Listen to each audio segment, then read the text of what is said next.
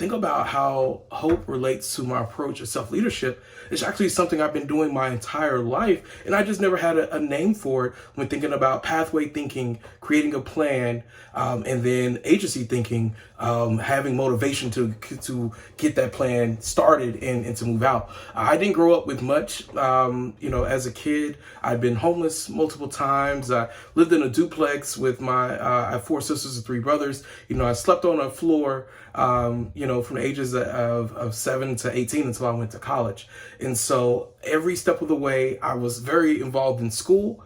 I had to create goals. Heck, I had to create goals to get to school, to get to church, to get to these different activities, to pay for clarinet reads. I played clarinet, piano, tenor sax in high school and college, and to really meet all those points, I had to have a goal and a plan, and then the motivation to get it done. One thing we don't really scrape or talk about is faith behind that motivation, but I'll save that for another conversation.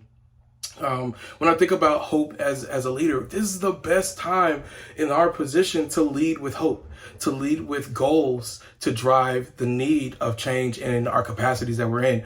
As an educator in a public K-12 setting, we're racing to close the gaps that have happened the last couple of years due to learning loss, whether it be with COVID or technology output and so forth.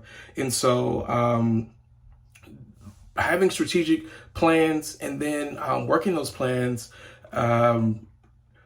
C.R. Snyder talked about towards the end that hope theory can be applied to help build environments where people can work together to meet shared goals. And that's the equivocal point of my job as a leader and administrator, in the campus that I'm in, is create goals that we all can lean in on, that match our vision and motivate others to follow, to believe in those goals, so that we can accomplish student achievement. And that's our biggest goal, is what can we do? What systems, procedures can we put in place to meet that, to meet those? And so I want to talk about another person, real quick. I got about a minute left. I want to talk about another person who, when I read this, I was just like, this is this person. There was this little old lady in tennis shoes that decided that she wanted to make Juneteenth a national holiday.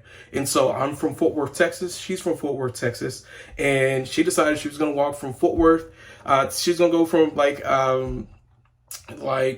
let me see, Shane Lopez says, hope is about finding multiple ways to go from point A to point B. She decided she didn't know how she was going to do it, but she figured she'd start with, if she raised enough awareness from walking from Fort Worth, point A, to DC, and gathering signatures on the way, that she could essentially do that. And she started in 2016, and last year, 2021, Juneteenth became a national holiday. So for 5 years, she walked from Fort Worth to DC through various cities to get that, to do that. She just had hope. She had a goal, and she had motivation to do that, to walk 3 miles every city. That lady is actually my great grandmother. Her name is Opal Lee, and she is now nominated for a Nobel Prize and will be in Sweden to see if she wins that as well. So I gathered a lot of information, and I'm really just blown away by being able to quantify hope moving forward for the rest of my life. This really impacted my life. Thank you.